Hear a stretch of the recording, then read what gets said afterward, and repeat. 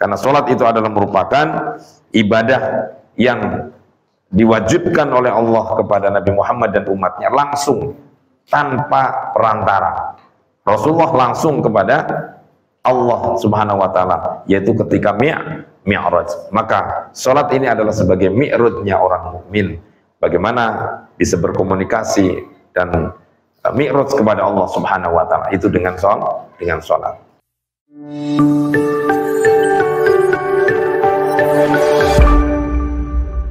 Bismillahirrahmanirrahim. Assalamualaikum warahmatullahi wabarakatuh.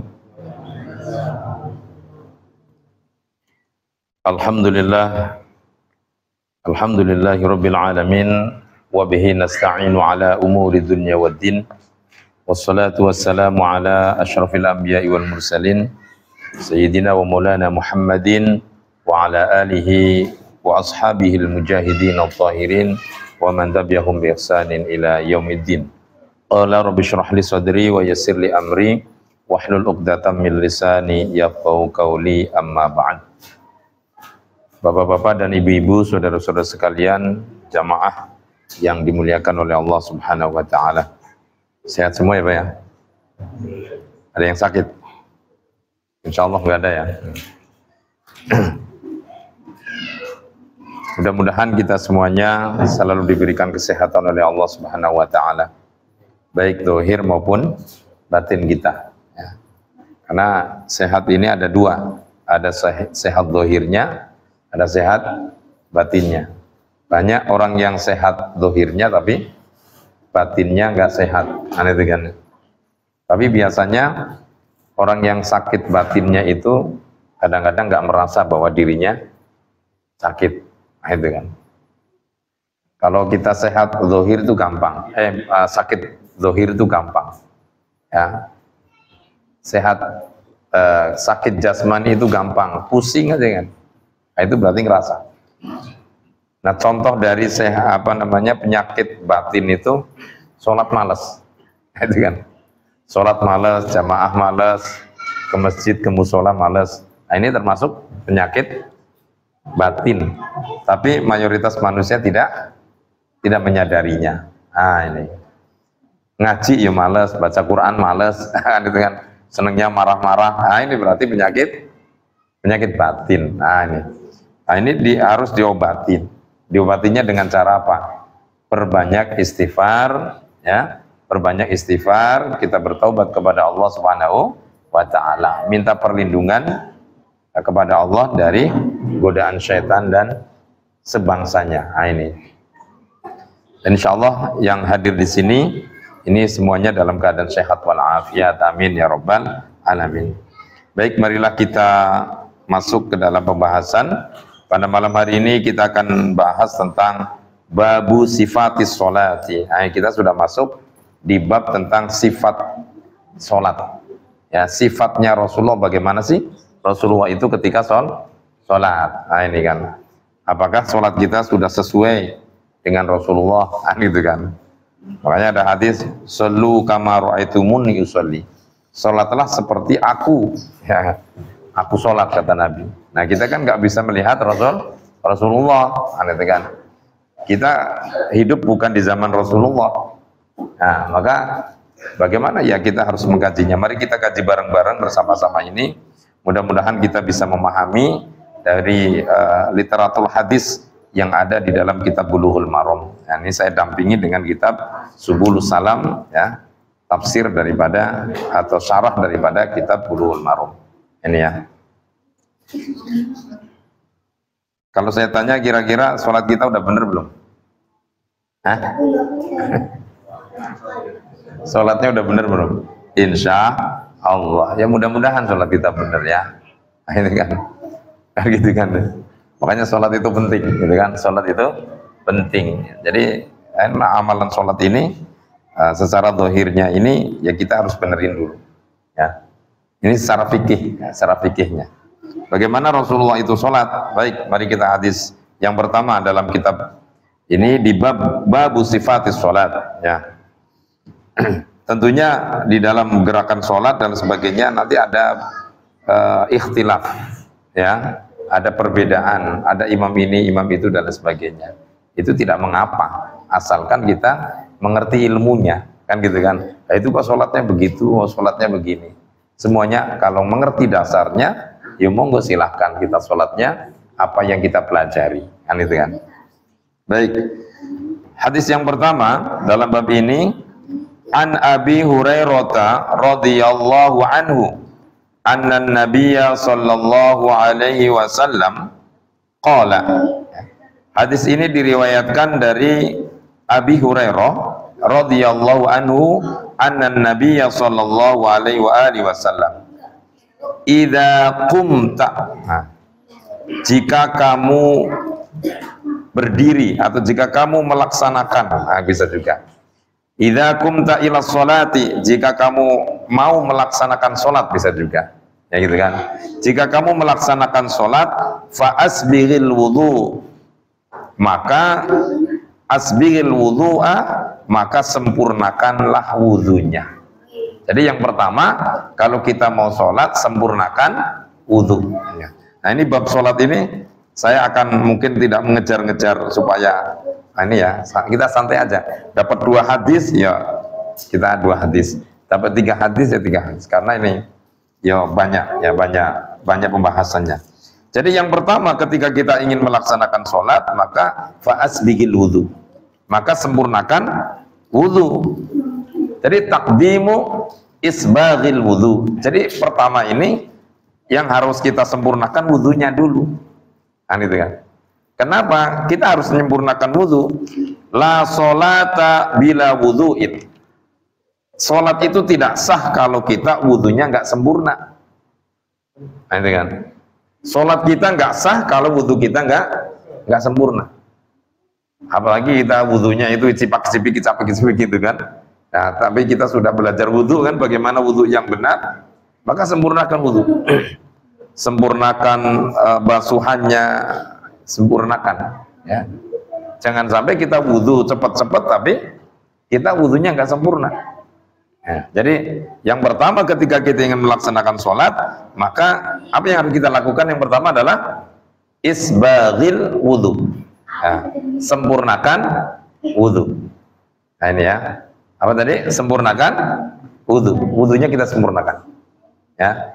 Jangan sampai wudhunya kita nggak disempurnakan, apalagi wudhunya kita asal-asalan, ya. Belum sampai siku kita udahan. Ya, apalagi misalnya kita mau basuh ini tangannya ini cuman tidak sampai sini ya, tidak dibuka sampai sini, tapi sampai sini saja. Nah ini berarti nggak sah wudunya. Ya dari niatnya kita sempurnakan, dari gerakannya, dari basuhannya, ya. Jangan sampai ada yang ketinggalan ketika kita membasuh bagian anggota-anggota wudu berserta sunah-sunahnya. Nah ini sempurnakan. Ya. Paham ya sampai situ ya? Jadi yang pertama adalah taqdimu isbaghil wudu, yaitu menyempurnakan wudunya. Kalau kita sudah wudunya sempurna, setelah kita wudu sempurna sampai doa, ya. Doa setelah wudu apa? Hah? Doa setelah wudu ya, pokoknya hafal semuanya insyaallah. Doa setelah wudu benar-benar sempurna, kemudian baru kita apa? Summas takbilil qiblah. Kemudian kita menghadap kiblat. Nah, setelah itu menghadap kiblat. Maksudnya dari tempat wudhu kemudian menuju ke tempat kalau ke masjid lah, tempat sholat, kemudian kita menghadap kiblat. Arahkan, condongkan kiblat kita itu, dada kita menghadap kiblat. Ya, jadi dada kita menghadap kiblat. Ya. Ya, kalau kita sudah insya Allah ya sudah sempurna menghadap kiblat kita. Ya. Kalau nggak sempurna ya pakai kompas lagi. Mana nih kiblat kita? Kan itu kan. Setelah kita menghadap kiblat, fakabbir. Kemudian bertakbirlah. Kemudian kita membaca takbir Allahu Akbar. Ya, kemudian Allahu Akbar. Ya. Di sini tidak dimulai dari niat. Karena apa? Niat itu berkenaan dengan hati. Ya, tidak dibahas di hadis ini, tidak dibahas tentang niat. Ya, jadi lalu niat tidak. fakabbir. Kenapa? Niat itu muktaronan bi fi'lihi. Jadi niat itu bersama dengan pekerjaannya. Ketika kita bertakbir, disitulah kita niat. Ya, bagaimana? Boleh dengan bahasa Arab, boleh bisa dengan bahasa Indonesia, bisa juga melaksanakan dengan bahasa Inggris niatnya gitu kan. Yang penting saya niat sholat Isya 4 rakaat menghadap kiblat menjadi makmum lillahi ta'ala. Atau bisa. Atau saya niat sholat Isya 4 rakaat lillahi ta'ala. Niat di dalam hati. Nah, jadi di sini tidak dicantumkan yang pertama madhab kiblat, yang pertama isbaghul wudu, kemudian madhab kiblat, kemudian kita niat dulu, tidak. Langsung fakabbir. Nah, langsung bertakbir. Ini. Summa qra' ma tayassara ma'aka minal Qur'an. Kemudian bacalah ayat yang mudah. Jadi ayat Al-Qur'an yang mudah bagimu. Jadi nggak usah susah-susah. Kalau baca Quran nggak usah susah. Kan gitu kan. Jadi yang mudah-mudah saja. Yang mudah ma tayassara ma'aka minal Qur'an, yang mudah. Makanya saya kalau membaca Quran yang mudah-mudah saja. Ya kan gitu kan. Jadi mudah-mudah saja, misalnya Al-Ikhlas, ya boleh-boleh saja, yang mudah ya kan. Kemudian misalnya At-Takatsur, yang mudah-mudah. Saya mudahnya Al-Ikhlas, ya udah Al-Ikhlas terus. Zuhur Al-Ikhlas, Asar Al-Ikhlas itu kan. Maghrib Al-Ikhlas lagi kan. Rakaat pertama Al-Ikhlas. Ya. Habis Fatihah kemudian kita Al-Ikhlas. Boleh nggak? Boleh-boleh saja. Itu kan.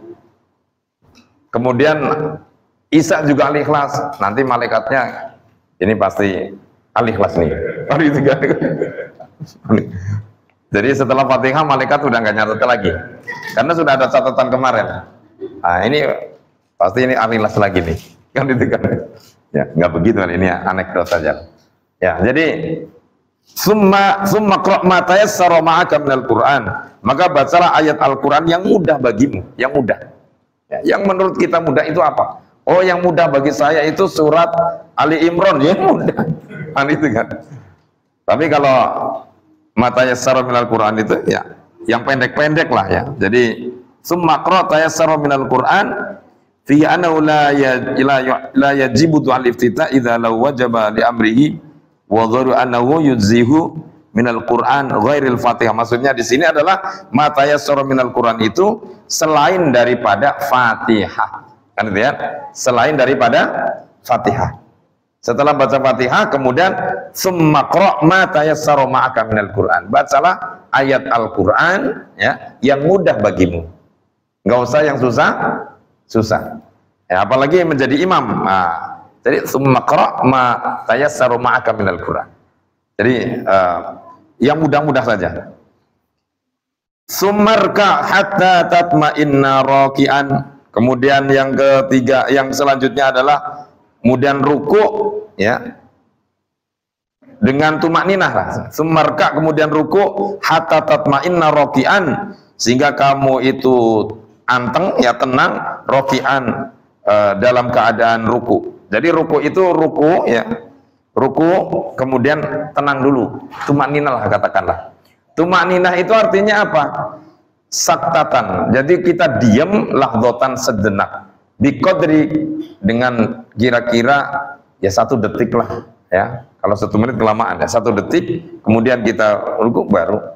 Ya. Atau misalnya biqadri subhanallah, dengan biqadri subhanallah itu dengan kadar ukurannya kita membaca subhanallah. Jadi kalau kita rukuk misalnya Allahu Akbar langsung begini nggak boleh, ya kan?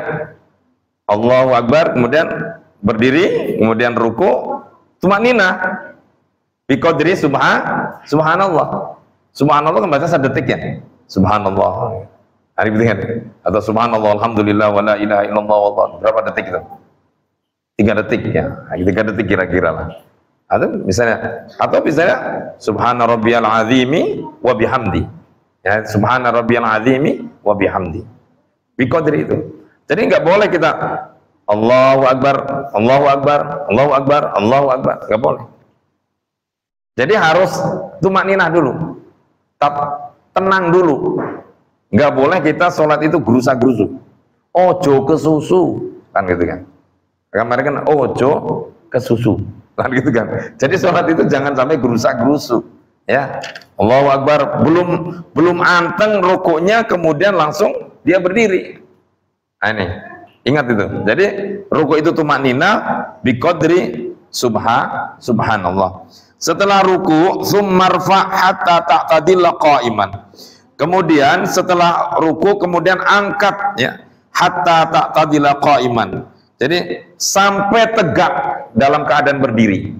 Tegak itu kembali lagi berdiri. Ya, enggak bungkuk ya. Tadi berdiri sebagaimana orang itu berdiri tegak. Ya. Kalau masih bungkuk misalnya, mohon maaf ya, saya contohkan begini saja lah. Misalnya gini. Kita ruku ya. Ini ruku. Kita nggak boleh misalnya begini. Ruku misalnya Allahu Akbar. Nah, ini nggak boleh. Jadi hatta tatma'inna, sehingga tumaknina dulu. Allahu Akbar. Berarti kita doakan subhanallah alhamdulillah wala subhanallah bihamdihi subhanallah subhanallah rabbiyal azim, ya sampai salah saya. Subhana rabbiyal azimi wa bihamdi, ya. Allahu Akbar. Nah, jadi tumaknina, tidak boleh Allahu Akbar. Ya. Jadi harus ada tumaknina dulu. Kemudian berdirinya, setelah kita tumaknina berdirinya, Allahu Akbar, takbir, ya, sami Allahu liman hamidah, berdiri tegak. Jangan sampai ya belum tegak tapi sudah sujud, karena ada kadang-kadang kan, Allahu Akbar, sami Allahu liman hamidah, Allahu Akbar, kadang-kadang ada. Ah, ini tidak diperbolehkan. Jadi summarfa hatta ta'tadila qa'iman. Jadi sampai berdiri lagi, tegak lagi, baru kita yang ke selanjutnya summasjud hatta tatma'inna sajidan. Kemudian kita sujud tumakninah dalam keadaan sujud sama. Nah, sujudnya juga tumakninah. Enggak boleh Allahu Akbar, nempel terus angkat lagi. Nah, walaupun kita lagi cepat-cepat, lagi ada kepentingan, ya, ya nggak boleh. Maka sholatnya tidak sempurna. Nah, ini paham sampai sini? Sampai sini paham ya? Summasjud hatta tatma'inna sajidan. Summaf'al dzalika fi sholatika kullih. Kemudian lakukanlah setiap kalian melaksanakan sholat. Lakukan seperti itu ketika kita laksanakan sholat. Setiap sholat kita lakukan seperti itu. Setiap sholat kita lakukan seperti itu. Jangan sampai sholat kita itu belum rukuknya belum sempurna, i'tidal belum sempurna, duduk belum sempurna, sujud belum sempurna, kemudian kita berpindah pada rukun-rukun yang lain, sehingga itu akan merusak daripada rukun. Maka sholatnya tidak akan sah. Nah, ini ya, sholatnya tidak akan. Kan pernah ada sahabat Nabi, kebetulan sahabat ini saya lupa namanya itu. Sahabat Nabi, dia itu menjadi makmum masbuk. Mungkin ketinggalan 1 rakaat ya. Kemudian setelah salam Rasulullah menghadap ke imam, kepada makmum, menghadap ke makmum. Biasa melihat, ya, membalikkan badan, melihat ada satu sahabat yang menjadi makmum masbuk. Ya, menjadi makmum masbuk itu makmum yang ketinggalan. Kemudian setelah dia selesai sholat, kemudian menghampiri Rasulullah. Karena selama sholat dilihatin sama Rasulullah. Jadi Rasulullah lihat bagaimana dia berdiri, dia ruku, dia sujud, dia duduk, dilihatin sama Rasulullah. Akhirnya setelah selesai sholat menghampiri Rasulullah, bertanya kepada Rasulullah, ya, bagaimana sholat saya wahai Rasulullah? Rasulullah tidak salah, tidak. Apa kata Rasulullah? Lakukan lagi, ulangi lagi, suruh ulangi lagi. Nah, gitu kan. Kemudian Sahabat ini diulangi lagi, dilihatin cara sholatnya dari awal sampai akhir. Setelah itu kemudian tanya lagi kepada Rasulullah, bagaimana ya Rasul sholat saya? Ulangi lagi. Sampai 3 kali Rasulullah mengatakan ulangi lagi. Lalu bertanya kepada Rasulullah sahabat ini, apa yang salah wahai Rasulullah? Kalau orang sini ya, kalau wong Jawa itu ngomongnya sujudmu koyo manuk notoli pari. Ah, apa gue? Apa bahasa sininya? Seperti burung yang matukin padi. Ya, ayam makan gimana sih? Tul, nggak ada tumak ninanya. Oh, ternyata di situ. Maka disitulah maka Rasulullah SAW mengatakan di sini hatta tatma'inna roki'an sajidan. Ya, sehingga kamu itu rukuknya juga harus tumak nina, duduknya itidalnya juga harus tumak nina. Paham itu ya? Paham sampai sini? Sebadannya hadis ini juga fi hadis Rifa'ah bin Wafi' inda Ahmad bin Hibban hatta tatma'inna qa'iman, sampai tumaknina, sampai tenang dalam keadaan berdiri. Nah, ini tadi itidal tadi ya.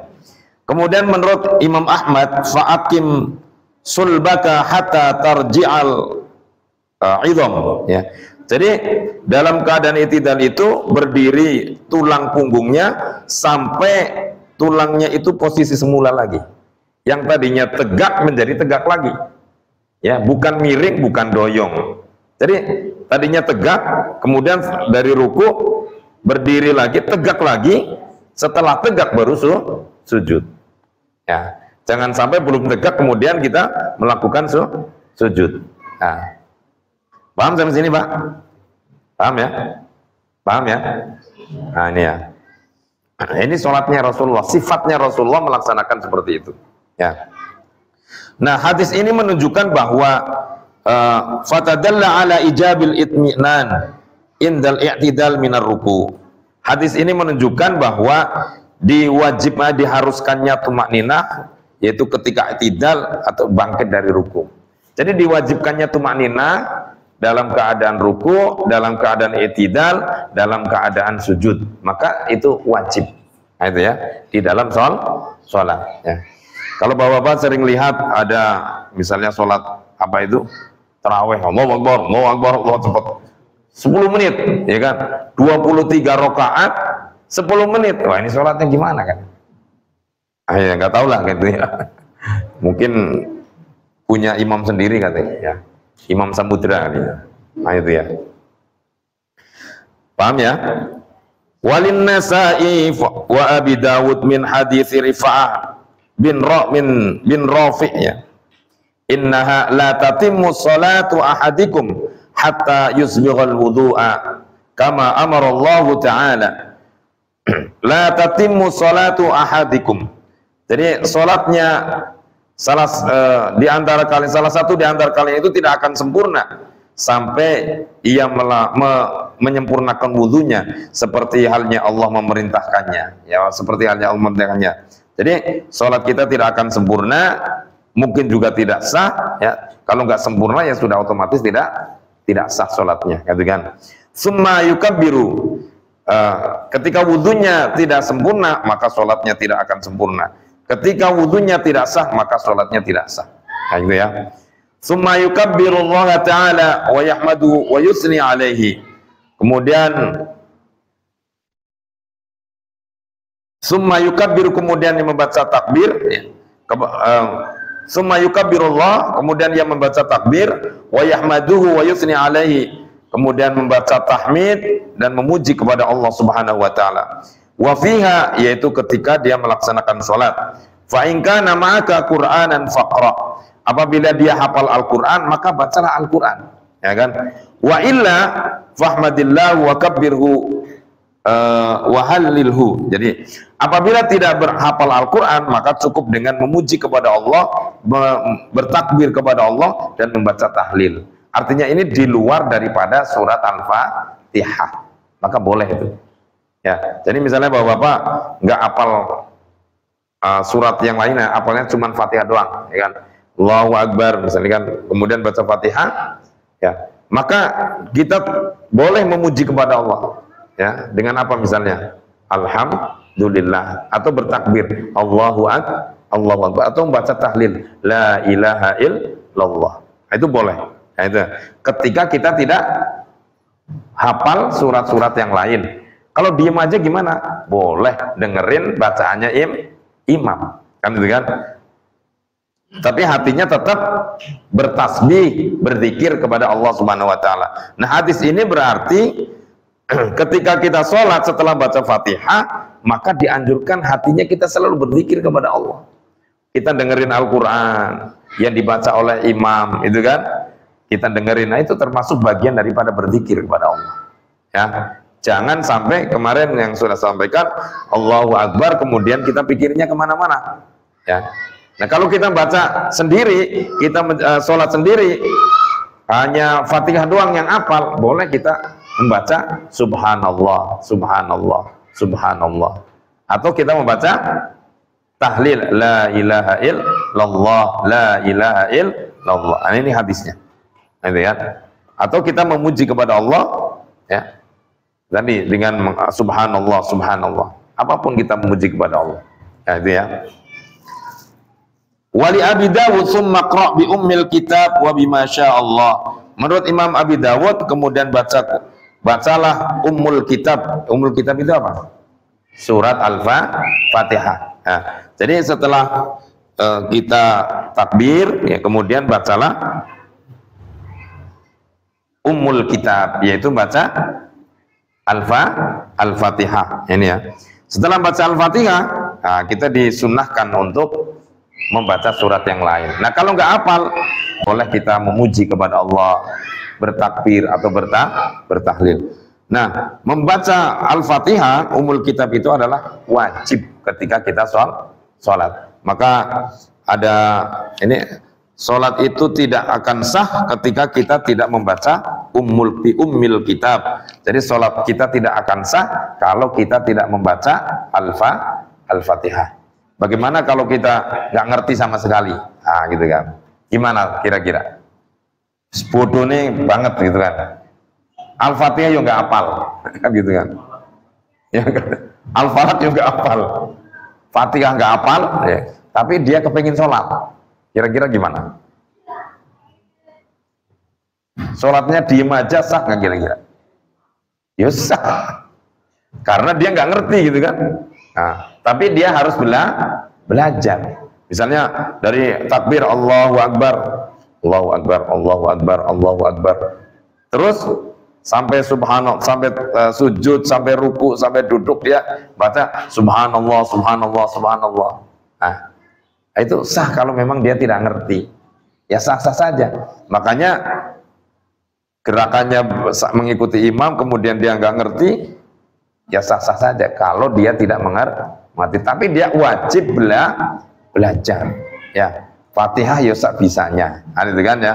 Jangan sampai kita tidak belajar Fatihah. Ini. Wali Abi Hibban summa bima syi'ta. Menurut Imam Abu Hibban, kemudian summa bima syi'ta, kemudian bacalah ya menurut ya sekehendakmu. Kehendak Allah Subhanahu wa taala itu apa? Ya kita disuruh, kehendak kita apa, yang bisanya apa gitu kan. Ya menurut Allah ya wa bima Allah, dan apa yang telah ditentukan oleh Allah Subhanahu wa taala. Itu apa? Setelah kita takbir, baca Fatihah, kemudian disunahkan kita membaca surat-suratan, baca surat yang lain. Itu ya. Paham sampai sini? Ada pertanyaan?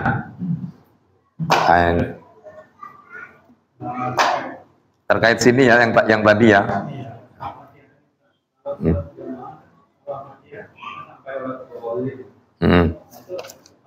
Amin itu ada ininya, penjelasannya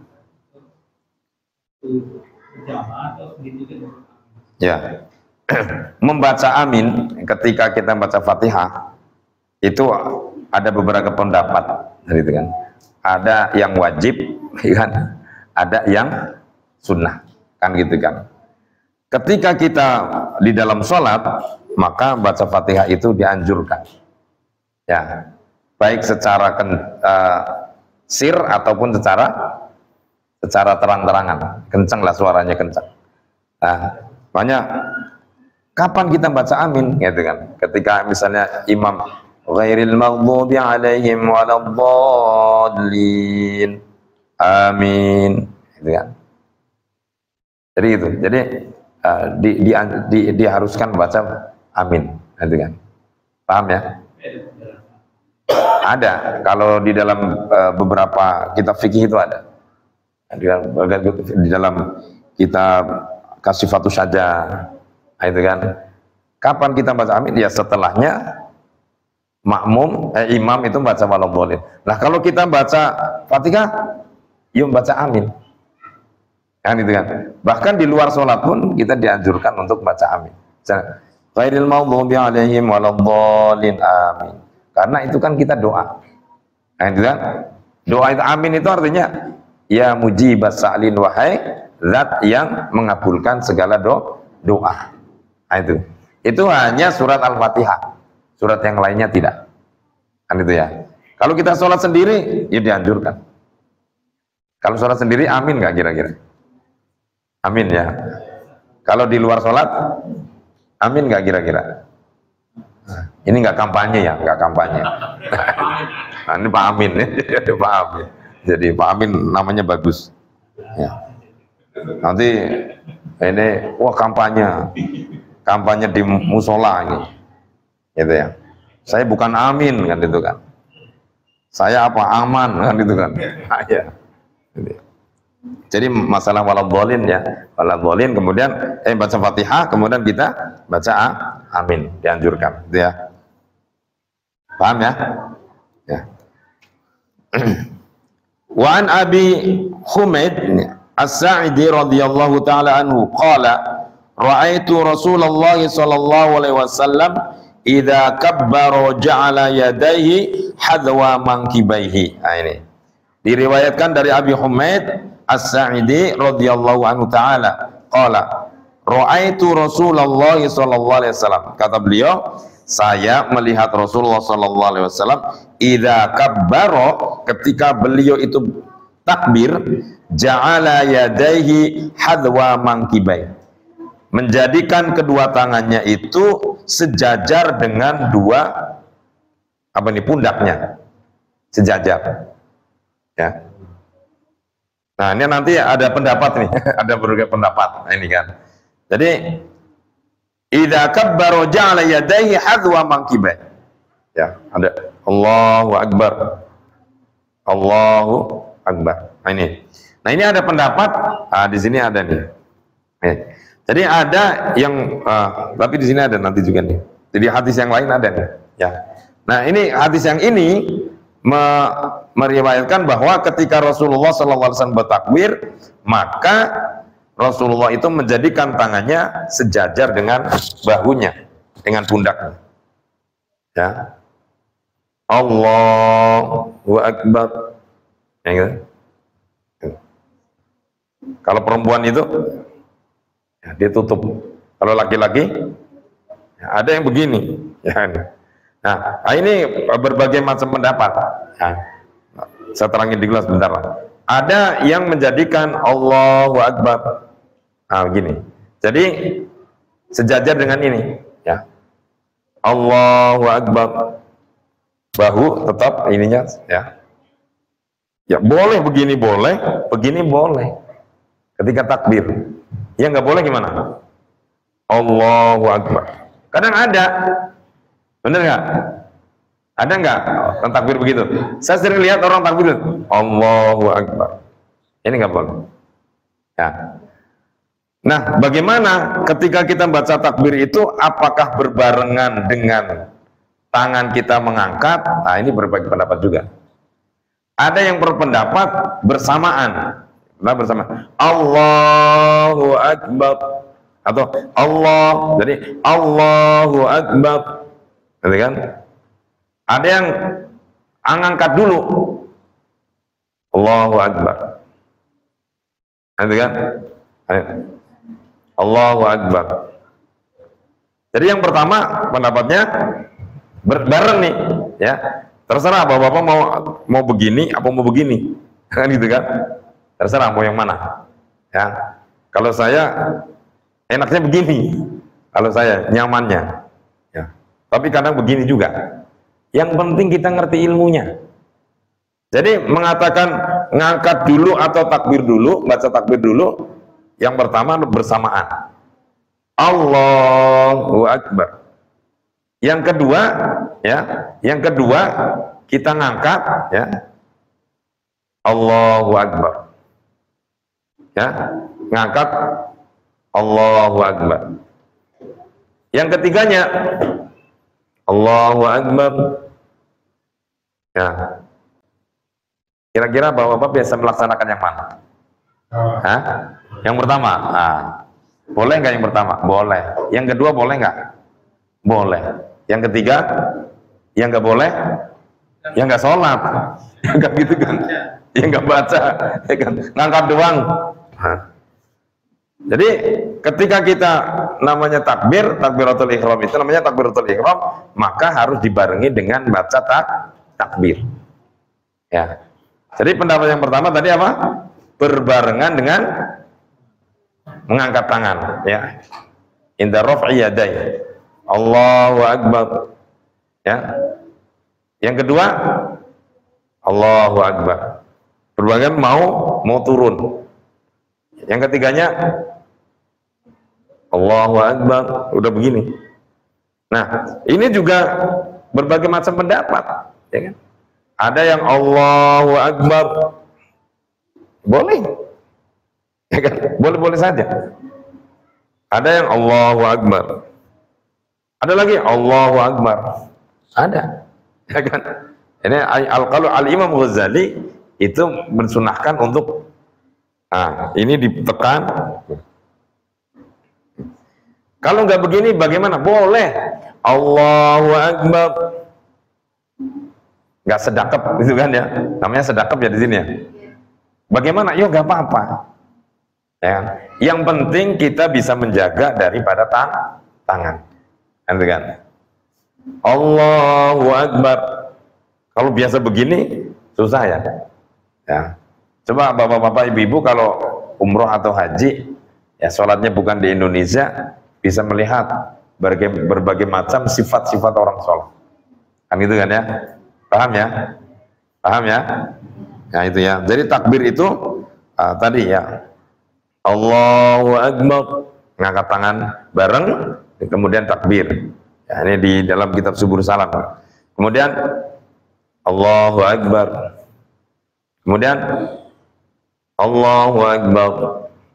Nah, kalau yang kedua itu kan baru lagi turun baru Allah. Kalau yang ketiganya udah begini baru Allahu Akbar, kan gitu. Paham itu ya? Jadi hadwa mangkibai, ya. Ini. Wa idza raka'a amkana yadayhi min rukbatayhi. Kemudian ketika Nabi itu ruku, ya, maka dia meletakkan kedua tangannya di dengkul. Ini apa ini namanya? Lutut. Ya, jadi nggak boleh di atas lutut, di ini nggak boleh di bawahnya. Kalau saya sering lihat itu ada orang ruku kemudian di bawah ini. Nah, padahal Rasulullah ketika ruku meletakkan tangannya di lututnya. Nah ini di lututnya. Ya, ini bisa bermacam-macam. Ya, maaf, saya contohkan lagi. Nah, ini karena fikih ya. Jadi fikih itu berbagai macam pendapat. Ketika kita ruku, maka Rasulullah amkana meletakkan tangannya di lututnya. Lutut mana? Ini kan? Ya. Jadi diletakkan di sini. Ya. Boleh begini, boleh begini. Jadi ini. Tidak boleh begini atau begini. Saya sering lihat itu orang ruku kemudian tangannya diletakkan di bawah luku, di sini atau di sini. Yang parah lagi di sini. Kayak gitu kan. Kayak Lara Ensok gitu kan. Allahu Akbar, begini. Ada. Nah ini berarti nggak ngaji gitu. Ini nggak ngaji. Nah, maka sholat itu ya harus kita perhatikan. Ruku, kemudian taruhnya di mana? Di lutut. Ya. Berarti kalau kita meletakkannya di bawah lutut atau justru di sini, berarti tidak sesuai dengan sunnah Rasulullah. Tidak sesuai dengan sifat ya Rasulullah ketika sholat. Paham sampai sini? Paham ya? Paham ya? Nah. Bagaimana orang yang sholatnya nggak punya lutut? Ya jangan ditaruh, kan gitu kan? Nah ini ya.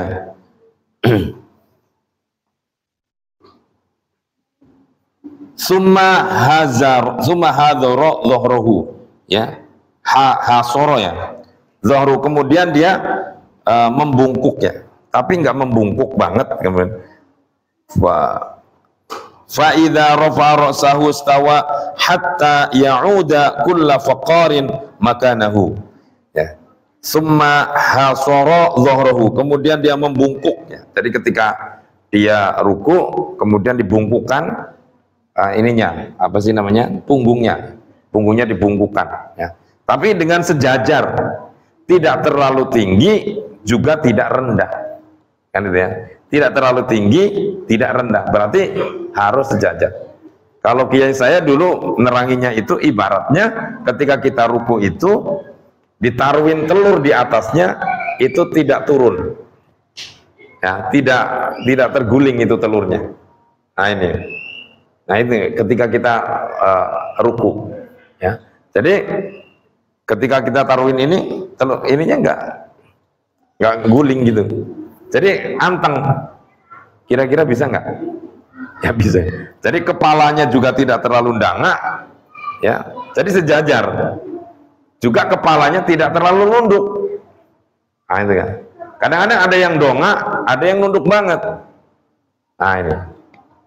Paham itu ya? Paham sini?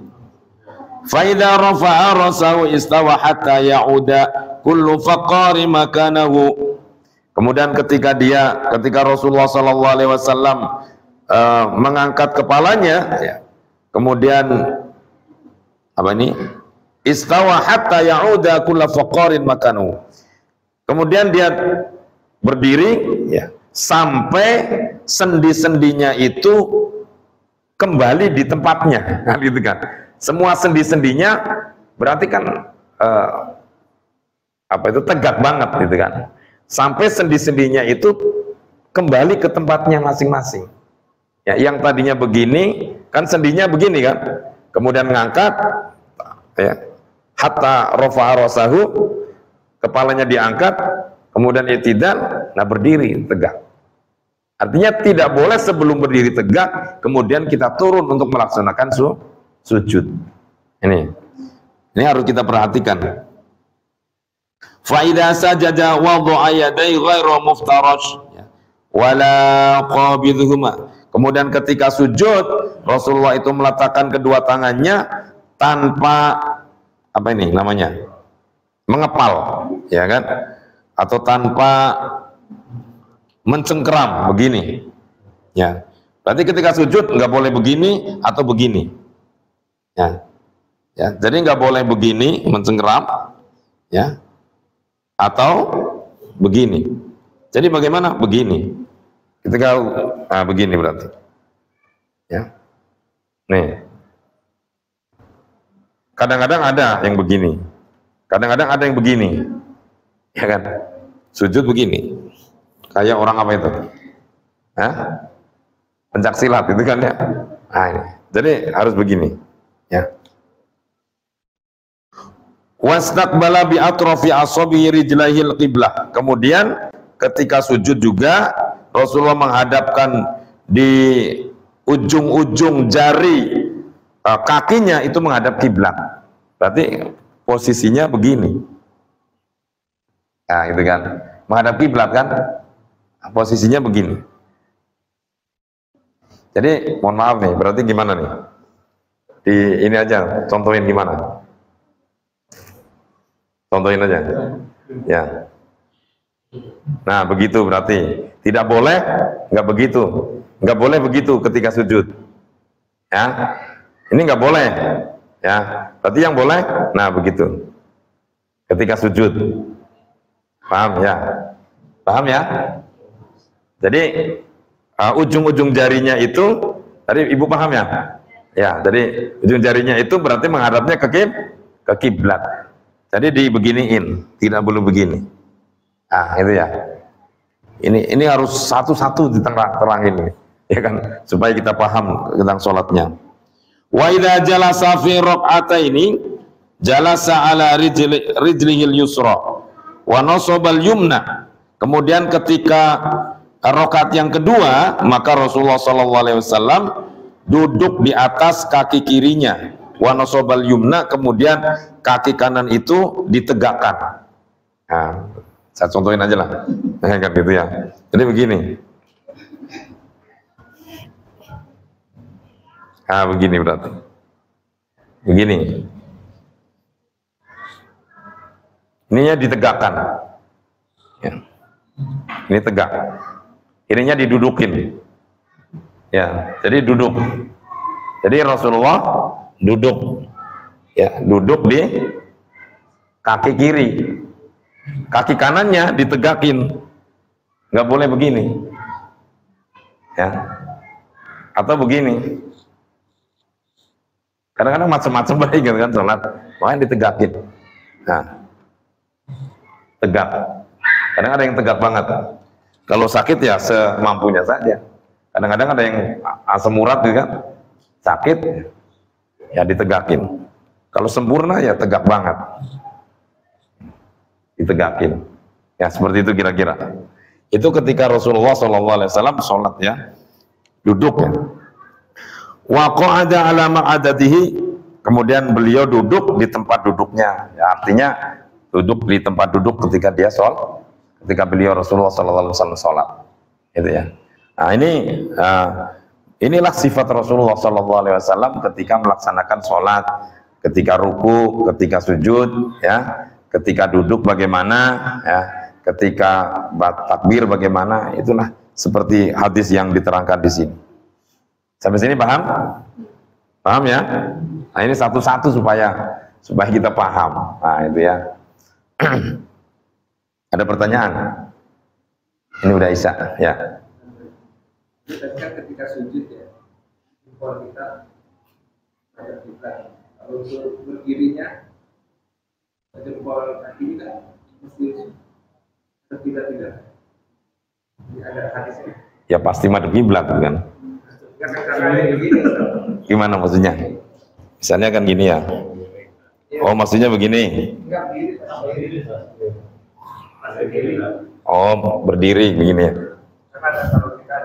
Gini kan? Ya ini pasti madhab pesantren kalau berdiri. Yang begini. Ya mungkin sifat kondisi tubuh barangkali. Orang itu kan kadang-kadang ada yang jalannya gitu kan ya. Ya kan, kondisi tubuh manusia kakinya ada yang begini kan.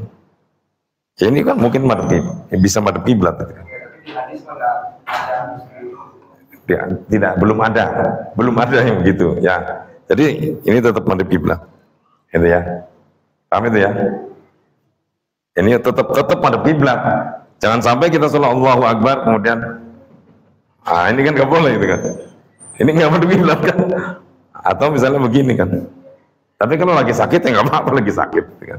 Nah ini kira-kira seperti itu ya, maksudnya seperti itu kan ya. Nah di hadis ini belum ada ya, nggak tahu nanti ke belakangnya ya gitu ya. Ya dari Gus Bahar, tapi jangan ngertiin hadisnya. Pemahaman fikih itu yang menghadapi itu iya. Jadi kadang terserah kaki itu nggak di. Iya.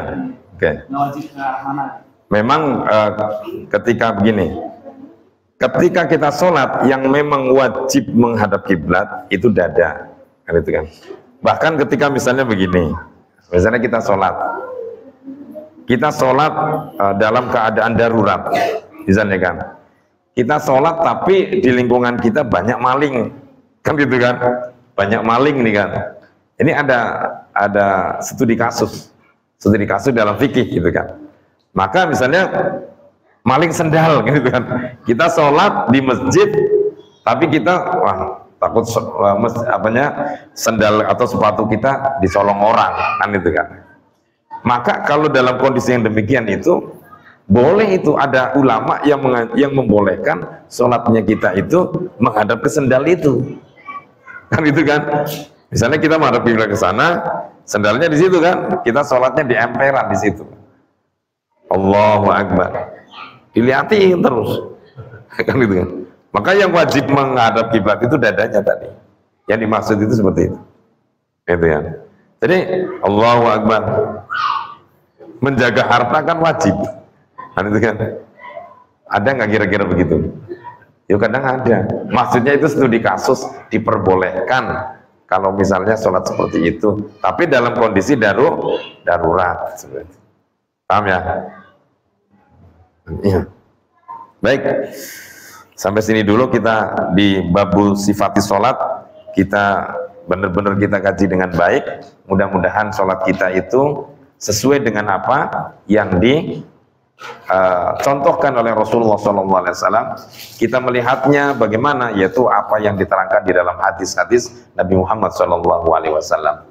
Dan kita harus mengikuti terus ya kajian ini supaya sholat kita sedikit demi sedikit kita sempurnakan.